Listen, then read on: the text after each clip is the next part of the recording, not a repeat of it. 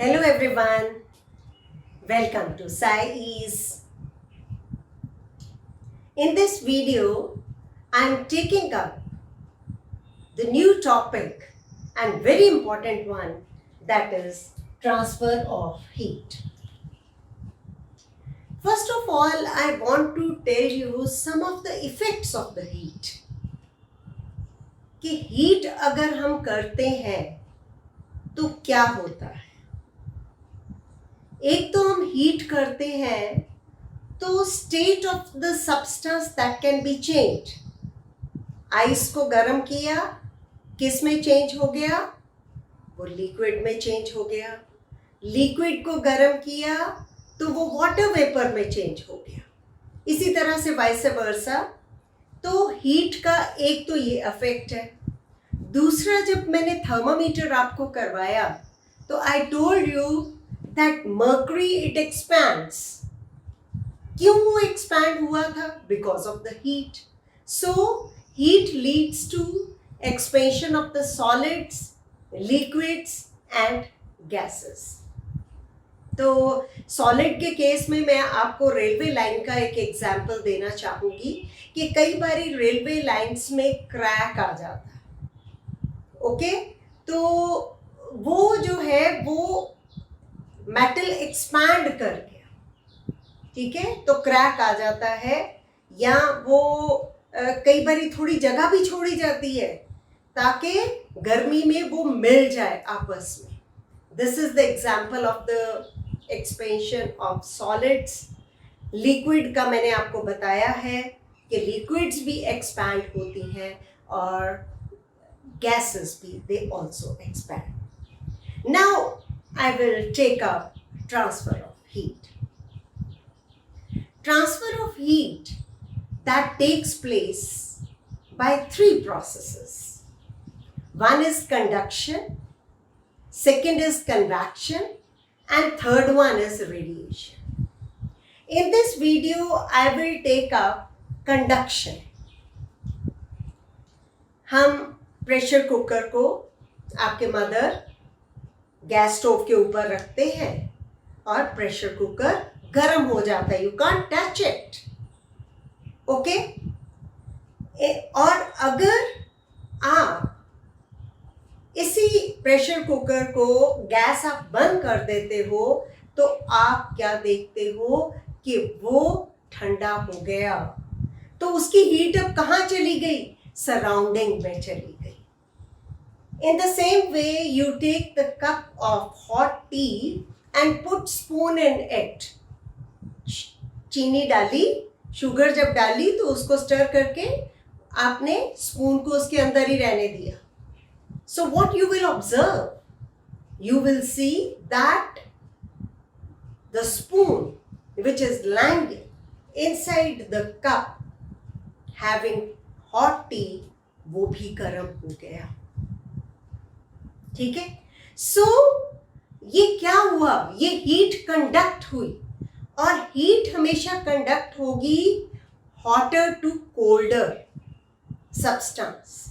ठीक है, गर्म से ये ठंडे पे ही जाएगी. स्पून ठंडा था तो क्या हुआ कि गर्म है, चाय वहां से ट्रैवल किया, गर्मी स्पून के नीचे वाले हिस्से में आई और फिर उसकी स्टेम में आ गई. And when you will touch it you will feel it hot.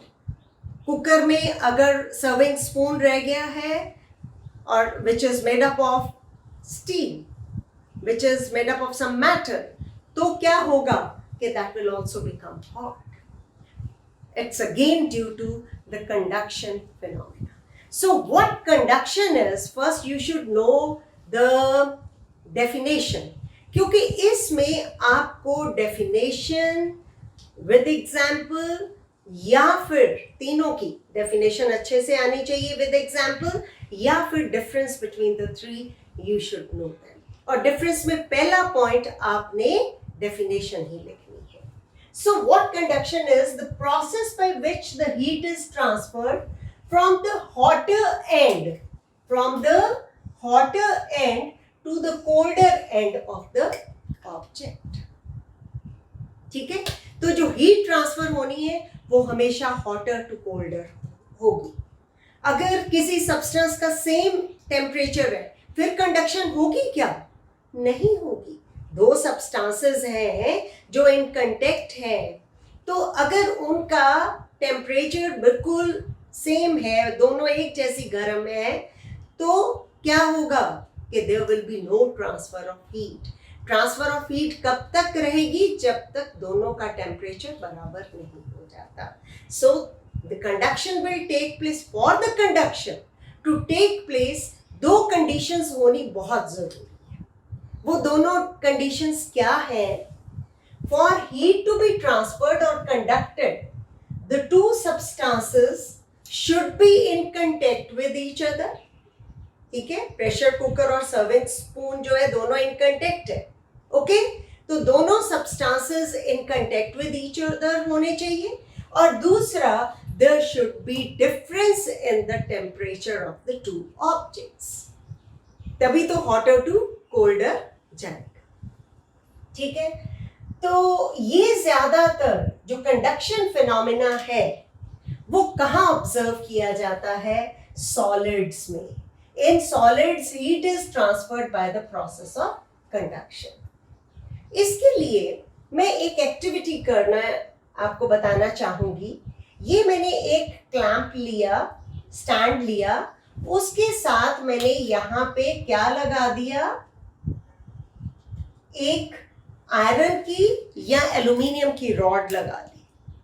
ठीक है, और उसके ऊपर इक्वल डिस्टेंस पे मैंने वैक्स लगाई और उस वैक्स के साथ आयरन नेल्स लगा दिए। ठीक है, अब जो क्लैंप से दूर है एंड, वहां से इसको कैंडल के साथ हमने हीट करना शुरू किया। So what you will observe that जैसे हीट होगा ये एंड, तो धीरे धीरे जो नेल्स है वो उतरती जाएंगी। यहां पे पहुंची हीट, ये नेल उतर गया, यहां पहुंची तो ये नेल उतर गया।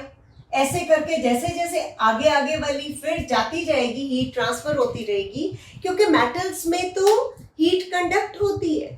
तो वो क्या होगा कि नेल्स जो है वो गिरते चले जाएंगे।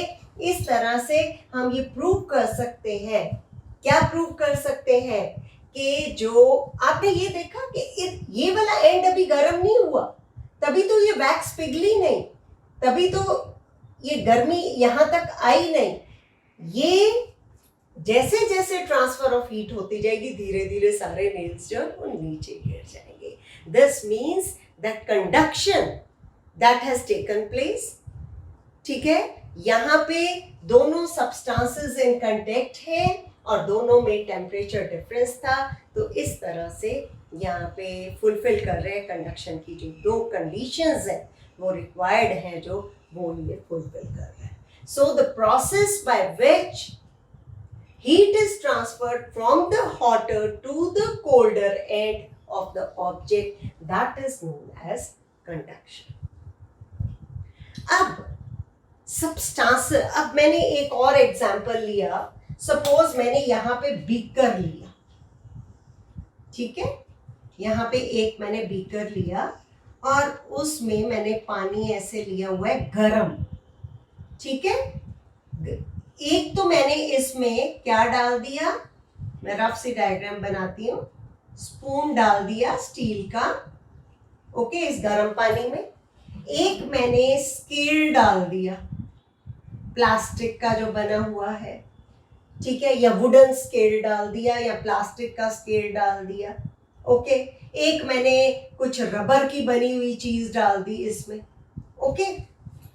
तो क्या सारी चीजें गर्म हो जाएंगी? सारी चीजें गर्म होंगी? हम कहेंगे कि टेम्परेचर डिफरेंस भी है और दोनों सब्सटेंसेस इन कांटेक्ट भी है। नहीं, वहां पे गर्म क्या होगा? सिर्फ ये जो स्पून है दैट विल बिकम हॉट। क्यों? क्योंकि ये एक ऐसे मटेरियल का बना हुआ है जो कि हीट को कंडक्ट करता है। तो अब मैं आपको कंडक्टर्स एंड इंसुलेटर्स में डिफरेंस बताऊंगी with example, and this is again a very very important question often asked in the exam. Difference question. अब हम बात करते हैं कंडक्टर्स और इंसुलेटर्स। आपने देखा है कि हमेशा ये बोला जाता है कि जितने भी इलेक्ट्रिकल अप्लायंसेस हैं या हम कहेंगे कि जो किचन में चीज़ें हम इस्तेमाल कर रहे हैं और गैस के ऊपर रखते हैं, तो उनको बड़ी आराम से, बहुत ध्यान से हैंडल करना चाहिए। हैव यू एवर सीन कि जो प्रेशर कुकर होता है तो उसका जो हैंडल है या जो आयरन प्रेस होती है उसका हैंडल या केटल का हैंडल वो गर्म नहीं होता। इसका मतलब वो किसी और चीज का बना है, वो कोई कंडक्टर नहीं है, वो हीट कंडक्ट नहीं कर रहा, वो मटेरियल वो एबोनाइट का बना होता है, इसलिए that is the poor conductor of heat, इसलिए वो गर्म नहीं होता। सबसे पहले मैं आपको कंडक्टर और इंसुलेटर में डिफरेंस बताना चाहूंगी। The materials which allow heat to pass through them easily, जितने मेटल्स हैं वायरिंग में आप देखते हो या आप वैसे यूटेंसिल्स देखते हो, कोई एल्यूमिनियम का बना हुआ है, कोई स्टील का बना हुआ है, वो अलॉय है, ठीक है, कॉपर है, आयरन है। अभी मैंने बताया कि आयरन रॉड के हमने वो एक्सपेरिमेंट किया जो एक्टिविटी। तो इसका मतलब कि जितने मेटल्स हैं they are good conductor of heat, तो उनको हम बोल देते हैं कंडक्टर्स। लेकिन जो substances, the materials which do not allow heat to pass through them easily, उनको हम क्या बोलेंगे? अगर हमने जो कड़छी है वो हमारी वुडन है, हम नॉन स्टिक में वुडन चीजें यूज करते हैं, वुडन उसका कोई भी जो हम स्पून है वो वुडन यूज करते हैं, तो वो गर्म नहीं होता, because that is a poor conductor of heat. Would is a poor conductor, rubber is a poor conductor of heat, and in the same way plastic is also the poor conductor of heat. तो इनको हम क्या बोलते हैं? इनको हम बोलते हैं इंसुलेटर्स। सो जो मैंने आपको बताया हैंडल्स हैं वो एबोनाइट के बने होते हैं, वो पुअर कंडक्टर हो गए, और प्लास्टिक है, वुड है, रबर है, ये सारे पुअर कंडक्टर ऑफ हीट होंगे, और जितने मेटल्स हैं they are good conductors of heat. अब बात आती है कि एयर और वाटर क्या है?